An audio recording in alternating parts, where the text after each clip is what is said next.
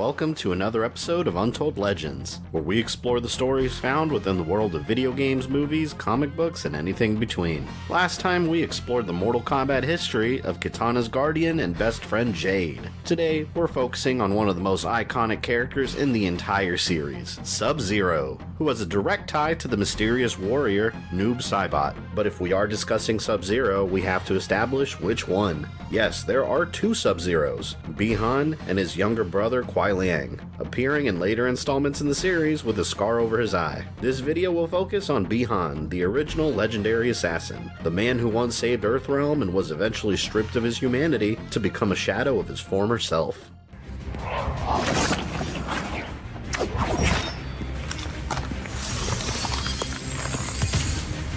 You disappoint me. The feeling is mutual, brother. Mother would be so proud.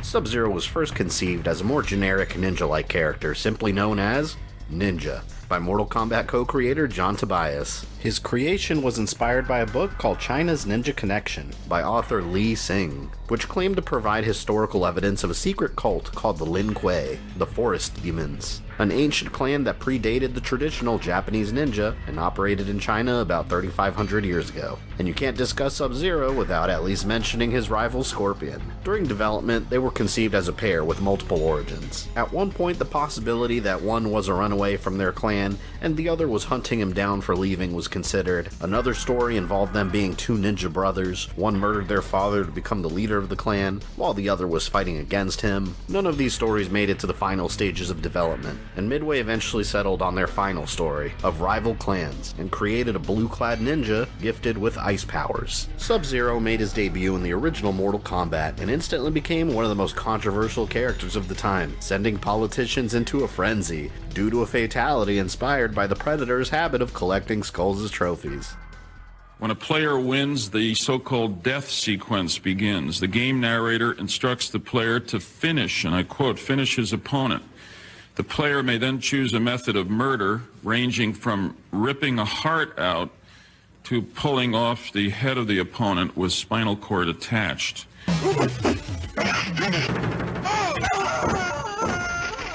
His ethnicity also came into question among fans. Why did a warrior from a Chinese clan not appear Asian? The real-life answer is that he was portrayed by the non-Asian actor John Turk. Story-wise, Midway explained that Sub-Zero's assassin father briefly lived in America and was married to an American woman that gave birth to Bi-Han, Kuai Liang, and their sister Lisa Liang, only shown in the Mortal Kombat Conquest live-action series. But how did Sub-Zero's alternate persona with the unusual name Noob Saibot come to be? The name Noob Saibot came from the creators of Mortal Kombat, Ed Boon and John Tobias. Their last names, Boon and Tobias, flipped backwards becomes Noob Saibot. Like a couple of others, he originated in Mortal Kombat 2 as a secret character. To face him in the original arcade version, you had to start a 2-player match and win 50 in a row. Once you were successful, Noob Saibot appears. Another ninja character, this time carrying Scorpion's techniques.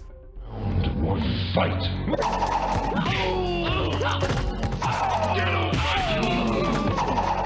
Noob was simply a dark silhouette of existing characters, and originally had no real backstory. The only story hints that players had was that he was some kind of Nether Realm demon that worshipped a fallen elder god. His connection to Sub-Zero wasn't even invented until the creation of Mortal Kombat Deception. But what's Bi-Han's in-game story, and how did he end up with a different identity? Bi-Han started as a loyal member of the Lin Kuei clan, a secret group of assassins and thieves led by a grandmaster, and highly trained in martial arts, and some of its members even possess supernatural abilities. Its warriors are chosen at birth, often from previous generations of Lin Kuei, and stripped of their identities. It was a cold and ruthless group, frowning upon the weakness of friendship and requiring absolute loyalty. Leaving the clan is considered treason and punishable by death. They existed for centuries, surviving by taking jobs from anyone that would pay for their services, and formed multiple enemies among rival clans. Their most hated being the Shirai Ryu, based in Japan, the clan that Scorpion belonged to. The Lin Kuei dreamed of destroying them. Since the Shirai Ryu originally splintered from the Lin Kuei, they even mocked their former clan by wearing similar outfits and taught modified versions of their secrets. Although Bi-Han's first appearance was the original Mortal Kombat, his first chronological appearance was in the spin-off Mortal Kombat Mythologies, Sub-Zero. taking place shortly before the tournament. Sub-Zero gained the reputation of being one of their most skilled members, and was ordered directly by the Grand Master to complete a task.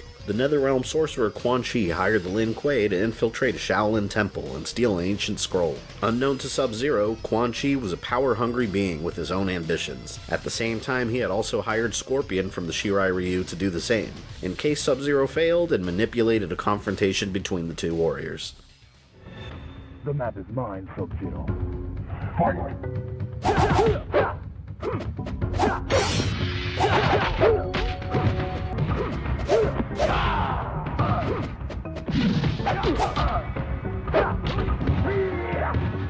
Finish him! Fatality. Sub-Zero was forced to kill Scorpion in cold blood and escaped successfully with the map. The Lin Kuei had made good on their task, and Quan Chi repaid the favor by destroying the Shirai Ryu completely. But as he slaughtered the clan with his forces, he did it in the guise of Lin Kuei assassins, being led by Sub-Zero. The entire situation didn't settle well with Sub-Zero. Scorpion's death and the slaughter of his entire clan was needless, but the Grand Master was more than pleased with their deaths. Greetings! I see the ninja has been successful in retrieving my map, as I have foreseen. Let's get something straight. I am not a ninja. I am Lin Kuei. Scorpion was a ninja. Ah, yes, your Japanese counterpart. How unfortunate that you happened upon him in your battle with those pesky Shaolin monks. Scorpion was tipped off. He knew I was breaking into that temple, and if he wasn't there, there wouldn't have been a battle. You are responsible for this, sorcerer! Tell me, what about our payment? Oh yes, I almost forgot. The bones of your arch nemesis, and leader of Scorpion's ninja clan.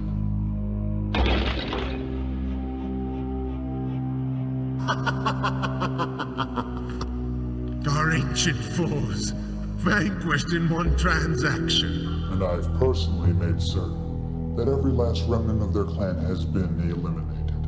Forever. And Quan Chi still had more tasks for Sub-Zero to accomplish, however. The map he recovered led to the ancient Temple of Elementals, comprised of multiple sub-temples dedicated to the elements of earth, wind, water, and fire. With Sub-Zero's mastery over the cold, Quan Chi believed that he was the perfect warrior to reach the treasure he was looking for. The temple held an amulet that Quan Chi claimed held sentimental value for him. The sorcerer wasn't on the best terms with the Earth Realm gods, and magical barriers were put in place to keep him from entering the temple himself. But Sub-Zero made his way through the temple, facing its many obstacles and death traps. But he also had to face the 4 guardians protecting the amulet, including Earth Realm's wind god Fujin.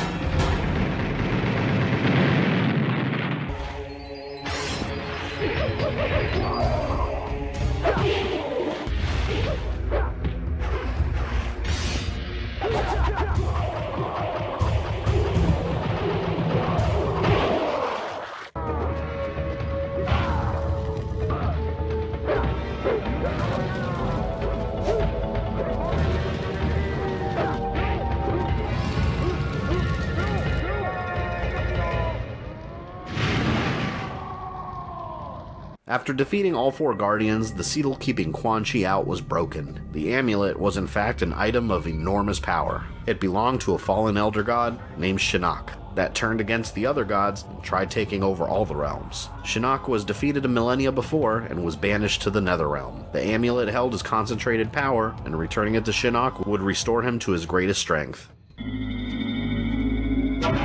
amulet! I have Shinnok's amulet! Whose amulet? He is my deity, ruler of the Nether Realm, and soon destroyer of your Earth Realm. What are you talking about? This amulet, it is the key to Shinnok's power as an elder god. When returned to him, he will regain his powers and be freed from the confines of the Nether Realm. I thought Shao Kahn was the... Shao Kahn is nothing but a peasant ruler of a long-dead realm. Shinnok is the destroyer of all realms, including Khan's outworld. Destroyer of all realms? You are insane. That amulet isn't worth the bronze it's molded from. Believe what you will, Sub-Zero. Goodbye, Ninja. As Quan Chi left to deliver the amulet, a furious Raiden appeared, making it clear that Sub-Zero had made a mistake. Do you realize what you've done? I was just earning my living. Your clan's ignorance and greed will cost this entire realm. You'll now have to set things straight. Quan Chi could simply be a lunatic sorcerer. I never heard of an elder god named Shinnok, or of a place called the Nether Realm. You better start believing in both, because you're going to the Nether Realm, and you're going to bring back the amulet. We must act quickly. I have no dominion in the Nether Realm. You are reality's only hope. I'll do it, Thunder God. Only because I don't have a choice. Then stand back. This is a portal into the Nether Realm. Once through, follow Quan Chi, and try to get the amulet before he gets to Shinnok. The Nether Realm was a dark place filled with demons and lost souls. If Sub-Zero failed, he'd be trapped there forever, and his past would soon come back to haunt him. After killing Scorpion, the ninja's soul was trapped in the Nether Realm in torment over his brutal death and the murder of his entire clan, along with his wife and young son. His anger was so intense that he re-emerged as a hellspawn spirit of vengeance, determined to kill Sub-Zero and avenge his family.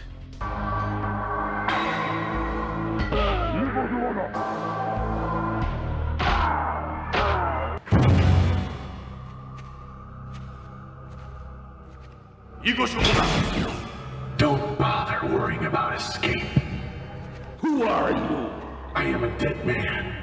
But somehow you have retained your mortality, which would mean you are vulnerable to death. I am Scorpion. You killed me in cold blood. I had no choice. You could have let me live. Then I would be the dead one. But my clan and family would still be alive. What? It wasn't enough to kill me.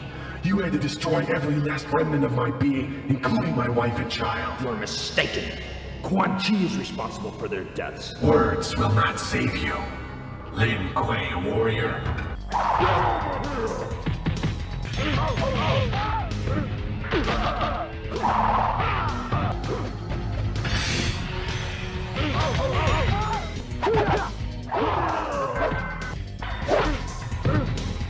Although Scorpion had been defeated, he would inevitably return, and Sub-Zero's progress was being monitored by Quan Chi's assassins, a trio of demons disguised as human women, Serena, Kia, and Jataka. Quan Chi was furious that Sub-Zero had followed him into the Nether Realm and had gotten as far as he did, and sent his assassins to stop him.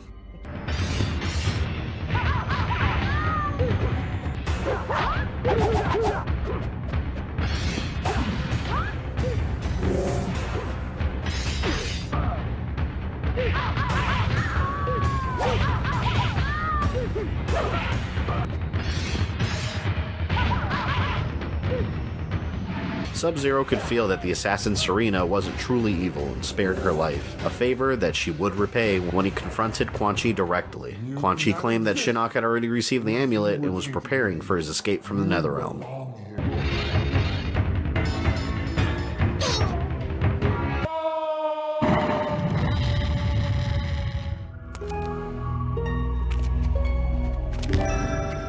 Why did you help me?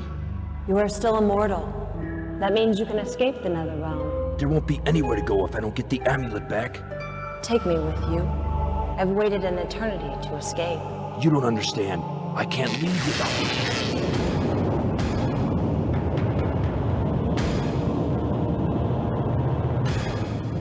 Sub-Zero found himself face to face with the fallen Elder God. Even though Shinnok believed he had access to his full power, Quan Chi had secretly switched his amulet with a convincing fake that Sub-Zero struggled to take from him.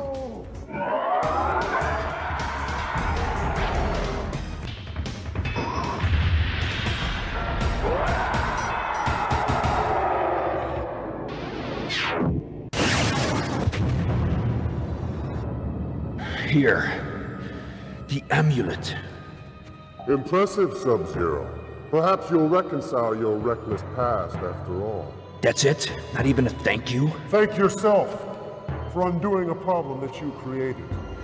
Sub-Zero had saved Earthrealm and prevented Shinnok from returning and delivered the fake amulet to Raiden. Quan Chi was still alive somewhere, plotting with the real one in his possession. And Sub-Zero's actions attracted the attention of another sorcerer, the evil Shang Tsung, who was hosting the Mortal Kombat tournament and invited Sub-Zero to participate. Before he had arrived, the Lin Kuei received a contract to assassinate Shang Tsung and saw the tournament as the perfect opportunity to strike, so he agreed to enter with the intent of catching him by surprise and killing him. But Bi-Han would never have the chance to accomplish his mission. Scorpion had returned from the Nether Realm and confronted Sub-Zero, attacking him without mercy.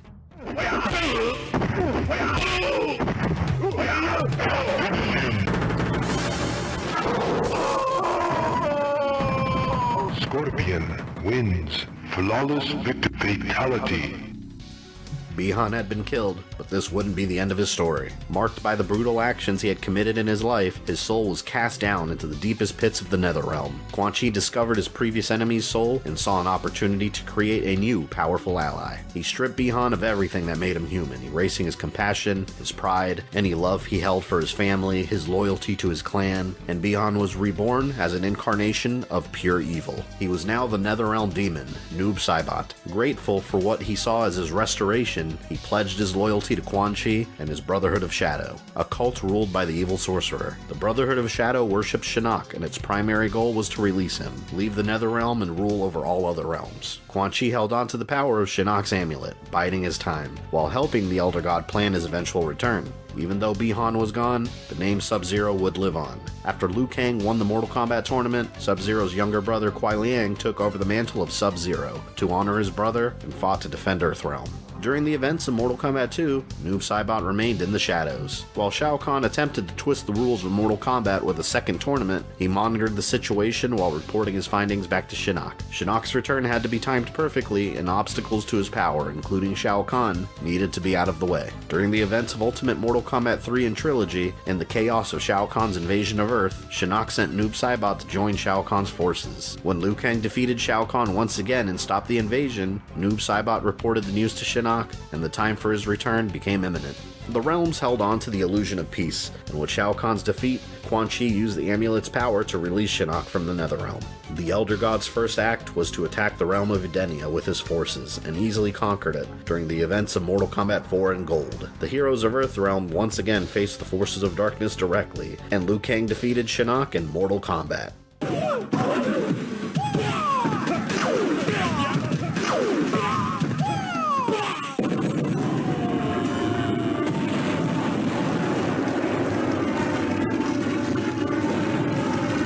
With his defeat, the Brotherhood of Shadow was disbanded, and Noob Saibot, without a master, was left searching for a purpose, and discovered that Shao Kahn had survived, but was extremely weakened. He returned to Kahn's service temporarily, and during the events of Deadly Alliance, Shang Tsung and Quan Chi formed a powerful partnership. Although Noob Saibot wasn't directly involved in Deadly Alliance, he did appear in sporadic battles in its tournament edition for the Game Boy Advance, and in these battles he came across an exhausted Goro, tired from constant battle, and took the opportunity to strike a mortal blow. While Noob Saibot was away from Shao Kahn's side, Shang Tsung and Quan Chi together had seemingly killed him. Noob Saibot had grown tired of being someone else's pawn. During Mortal Kombat Deception, Onaga the Dragon King was resurrected, and Noob Saibot saw the distraction as an opportunity to build up his own power. He plotted to create his own legion of assassins under his command, and found his partner within another previous Lin Kuei assassin. While searching the ruins of Shao Kahn's fortress, Noob found the body of Smoke, once a Lin Kuei warrior like himself, repurposed as a cyborg. He repaired and reprogrammed Smoke to be loyal to him, and together they planned to use Smoke's nanotechnology to create an army of cyber demons under Noob's command. While on their new quest, the pair was spotted by the younger Sub-Zero, now Grand Master of the Lin Kuei, and Serena, who was helping him. The same Serena that Bi-Han had helped so many years before. Sub-Zero knew something about Noob felt familiar, and he followed him, but he was noticed, and Smoke attacked him. Noob revealed that he was actually the original Sub-Zero, but nothing was left of his original personality, and he prepared to end his younger brother's life for following him. But Serena intervened and saved him. Noob and Smoke escaped and tracked down Serena, forcing her to reveal the location of the new Lin Kuei fortress. Shortly before the events of Mortal Kombat Armageddon, Smoke and Noob led an invasion with their current army against the Lin Kuei in an effort to kill his brother and take over the clan, but they were stopped with the help of the half-god warrior Taven and knocked unconscious.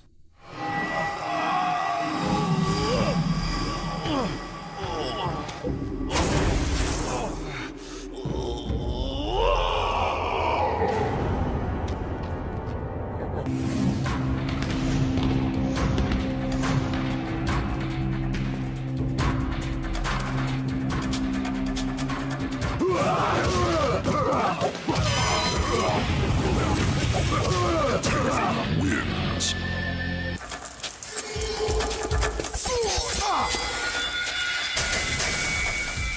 What were those? You will join me, or you will die. We shall see.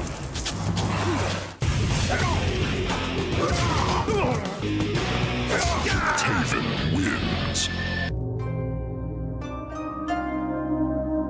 I should thank you. You probably saved my life. Who is he? He doesn't seem human. He is Noob Saibot, a warrior from the Nether Realm. He is my brother. Your brother? Why did he try to kill you? He was corrupted long ago, but now I have the chance to save him. The Lin Kuei owe you much, Taven. Sub-Zero swore that he would restore both Smoke and Noob Saibot to their former selves. He successfully restored Smoke's memories of his former life, but the black magic that created Noob Saibot was too strong, and he failed to restore his brother. At some point, Noob escaped, no longer partnered with Smoke. When the elemental power of Blaze threatened the very fabric of reality in Mortal Kombat Armageddon, Noob allied himself with the forces of darkness and attempted to take the power for himself. But as fate had dictated, Shao Kahn would win the day, and Noob was killed along with the other combatants. Raiden reverted time back to the original tournament in an effort to change history, but sadly, Bi-Han's fate would remain similar in this altered timeline of events. Sub-Zero had still saved Earthrealm from Shinnok, and Quan Chi had still manipulated Scorpion into believing that Sub-Zero was responsible for his clan's death. Scorpion wins. I have avenged my family and clan. This is your retribution? Scorpion, kill him. I will not. He has been beaten. Have you forgotten? What is this?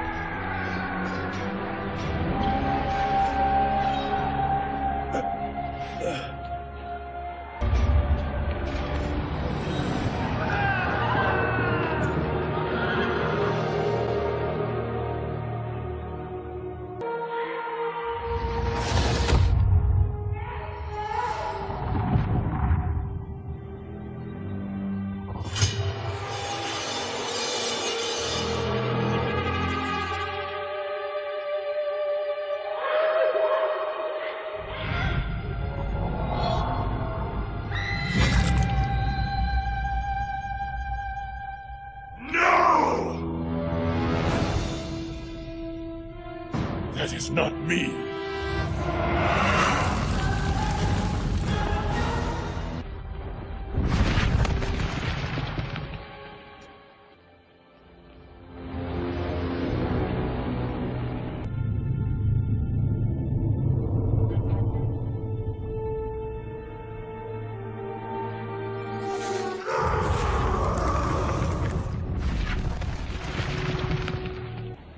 An unfortunate end. He once defended Earthrealm from the Nether Realm armies of Shinnok and Quan Chi. Scorpion will pay for this. But this time around, the younger Sub-Zero learned the truth of his brother's transformation much earlier, during Shao Kahn's Mortal Kombat 3 invasion of Earthrealm. In this universe, Kuai Liang was turned into a cyborg instead of Smoke, but he was freed from the Lin Kuei's control and fought for Earthrealm. Who is that? The one Kano warned about. He is mine. You are not worthy of the name Sub-Zero. Who are you to judge? I wore those colors before you. Bi-Han? Yes, Kuai Liang. It is I. Quan Chi restored me. Restored? You and I both. We are flawed copies of our former selves. I have no flaws. Quan Chi has perfected me. For what end? To serve the Nether Realm and Outworld? It suits my purpose. But brother, we share blood. We are not brothers. Then I will not regret your defeat. Sub-Zero wins. You are right. We are not brothers. Although Noob Saibot did survive the encounter with his brother, he later returned to protect Quan Chi's Soulnado, a swirling tornado made of immense spiritual energy that was getting more powerful by the minute. It contained the tortured spirits trapped between realms, and the Native American shaman Nightwolf was able to destroy it by kicking Noob Saibot into its core.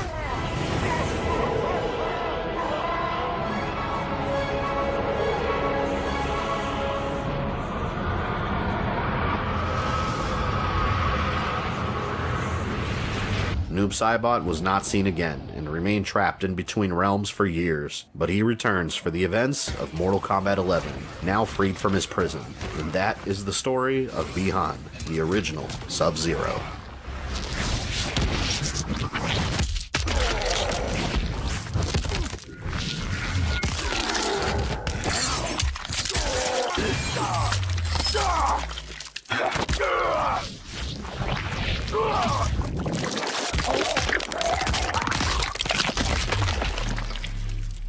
Fatality. Noob Saibot wins.